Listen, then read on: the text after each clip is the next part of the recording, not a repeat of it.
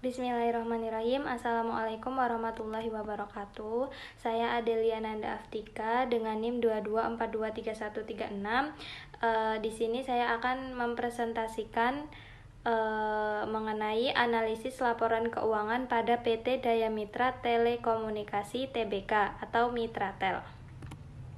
Yang pertama ada profil perusahaan Mitratel.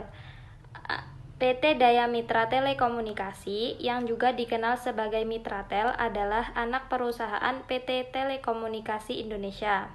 Perusahaan ini bergerak dalam bidang infrastruktur telekomunikasi. Didirikan sebagai PT Daya Mitra Malindo sebagai mitra KSO Telkom untuk menjelaskan operasi telekomunikasi di wilayah Kalimantan pada 18 Oktober 1995. Yang ganti nama menjadi PT Daya Mitra Telekomunikasi pada tanggal 28 Agustus 1997. Sementara beberapa perusahaan swasta di Indonesia dan di luar negeri memiliki saham dalam pertumbuhan Mitratel. PT Telekomunikasi Indonesia (TBK) juga dikenal sebagai Telkom yang memiliki saham pada 14 Desember 2004. Mitratel memiliki pengalaman dalam membangun dan mengelola infrastruktur telekomunikasi di Kalimantan. Jadi, di tahun 2007, Telkom memberikan izin kepadanya untuk bergabung dalam bisnis pengelolaan menara telekomunikasi yang berskala nasional. Setelah mendapatkan lisensi, bisnisnya dengan berinvestasi dalam penyediaan infrastruktur telekomunikasi yang mencakup perencanaan jaringan, jasa sitek, manajemen IMB, penyewaan BTS, dan IBS Hotel, penyewaan menara telekomunikasi atau makro dan mikro, dan pemeliharaan lokasi. Selanjutnya ada model bisnis pada perusahaan MTL.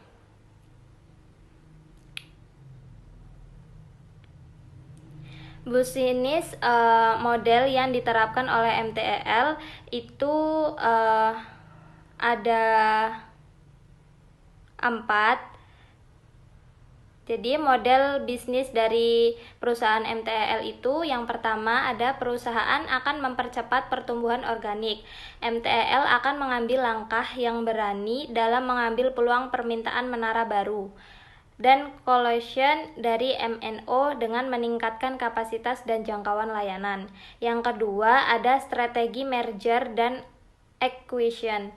Perusahaan akan melakukan penggabungan dalam industri dengan menggunakan kekuatan keuangan dan aliran kas perusahaan, serta memaksimalkan kerjasama dalam Telkom Group. Terus yang ketiga ada memperluas ke dalam layanan yang baru. Perusahaan akan mengembangkan serta memajukan portofolio dalam layanan infrastruktur digital yang lengkap untuk mendukung perkembangan infrastruktur seperti solusi fiber, solusi edge infra, power to power, and digital service seperti Internet of Things. Dan yang keempat ada meningkatkan produktivitas operasional untuk meningkatkan profitabilitas dan arus kas. Perusahaan akan memulia efisiensi biaya di bidang seperti biaya operasi dan pemeliharaan. Terus yang selanjutnya ada Canva model dari perusahaan MTEL. Ada 9 Canva model MTEL yaitu customer segment atau segmentasi ini. Dalam customer segment kita harus menentukan siapa calon pelanggannya. Kita perlu mengetahui siapa yang menjadi target utama dalam bisnis yang kita jalani. Kemudian ada value proposition atau proposisi nilai konsumen. Setelah kita mengetahui target pelanggan kita, langkah selanjutnya itu memahami bagaimana bisnis kita bisa memberikan manfaat untuk masyarakat. Value proposition ini merupakan nilai atau keunggulan yang ditawarkan bisnis kepada pelanggan.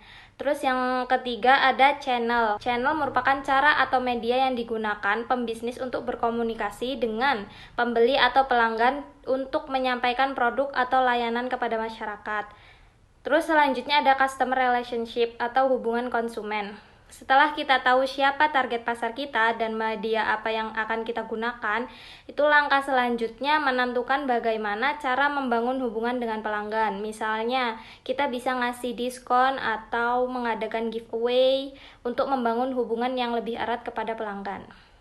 Terus yang ke Selanjutnya ada revenue streams atau sumber pendapatan. Salah satu bagian penting adalah bisnis model kanvas, yaitu sumber pendapatan. Bagian ini menjelaskan dari mana saja bisnis mendapatkan uang. Hak ini sangat penting serta harus dikelola sebaik mungkin. Yang selanjutnya ada key research atau sumber daya. Key research atau sumber daya adalah segala hal yang penting yang kita butuhkan untuk bisa memberikan nilai atau manfaat kepada pelanggan atau pembeli. Selanjutnya ada key aktivitas atau aktivitas yang dijalankan. Key activities adalah salah satu bagian penting dalam bisnis model kanvas yang menjelaskan semua kegiatan utama yang dilakukan dalam suatu bisnis. Terus yang selanjutnya ada key partnership atau kerjasama, yaitu bagian dalam bisnis model kanvas yang berisi daftar pihak luar yang membantu suatu bisnis. Selanjutnya ada cost struktur, yaitu bagian akhir dalam bisnis model kanvas yang berisi rincian semua biaya yang diperlukan untuk menjalankan bisnis sesuai dengan nilai yang ditawarkan atau value proposition. Selanjutnya ada risiko bisnis. Risiko bisnis dalam perusahaan MTEL itu ada 4. Yang pertama ada risiko peningkatan inflasi. Jadi selama periode 2021 hingga 2024 terdapat hubungan negatif yang signifikan antara tingkat inflasi dan harga saham PT Mitratel. Yang artinya saat inflasi naik, harga saham perusahaan MTEL ini cenderung turun. Nah, selanjutnya ada resiko persaingan bisnis. Persaingan bisnis ini menjadi tantangan besar bagi MTEL, terutama saat mencoba memperluas jangkauan keluar Pulau Jawa, di mana tingkat penyewaan menara atau tenancy ratio masih rendah dibandingkan di Pulau Jawa. Terus selanjutnya ada resiko gangguan bisnis. Perkembangan teknologi dan perubahan kebiasaan konsumen membuat gangguan dalam dunia bisnis semakin terjadi. Selanjutnya ada resiko suku bunga. Kalau suku bunga terus meninggi dan tidak menurun, hal itu bisa membuat kondisi keuangan perusahaan sulit untuk membaik. Terus selanjutnya ada analisis industri MTEL. Jadi PT Daya Mitra Telekomunikasi ini perusahaan yang bergerak di bidang infrastruktur telekomunikasi dan berada di sektor infrastruktur yang mengelola lebih dari 28.500 menara telekomunikasi di Indonesia. Selanjutnya ada analisis kompetitor. Analisis kompetitor itu perusahaan MTL ini ada saingannya gitu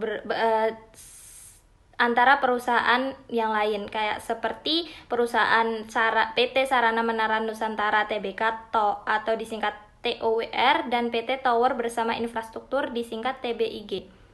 Jadi kedua perusahaan tersebut memiliki tenancy rasio yang lebih tinggi dibandingkan MTEL. Tenancy rasio Tower dan TBIG adalah 1.89 yang berarti lebih baik dari MTEL. Tenancy rasio sendiri adalah perbandingan antara jumlah penyewa dengan jumlah menara yang dimiliki oleh perusahaan. Yang selanjutnya ada kejadian penting yang terjadi di perusahaan MTEL.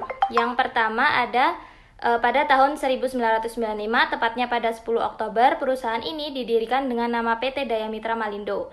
Yang kedua ada pada tahun 2004, perusahaan diakuisisi oleh Telkom pada Telkom.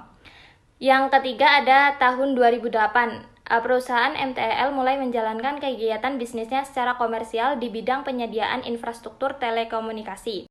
Terus yang keempat ada tahun 2021, pada tanggal 12 November, MTEL mendapatkan izin dari Otoritas Jasa Keuangan untuk melakukan penawaran umum perdana saham atau IPO.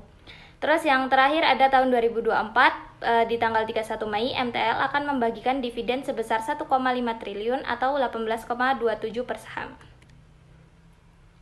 Kondisi keuangan MTEL.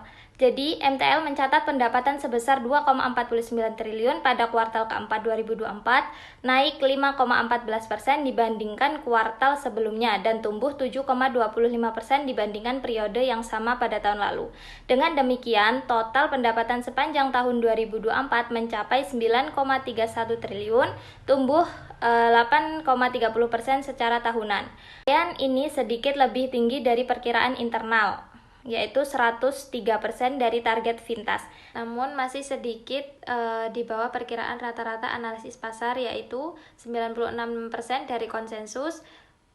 Dan pertumbuhan pendapatan ini terus ditopang oleh kinerja kuat dari segmen fiber yang naik signifikan sebesar 40,40% setara tahunan dan melonjak 114,14% dibanding kuartal sebelumnya, dengan total pendapatan mencapai 212 miliar di kuartal keempat.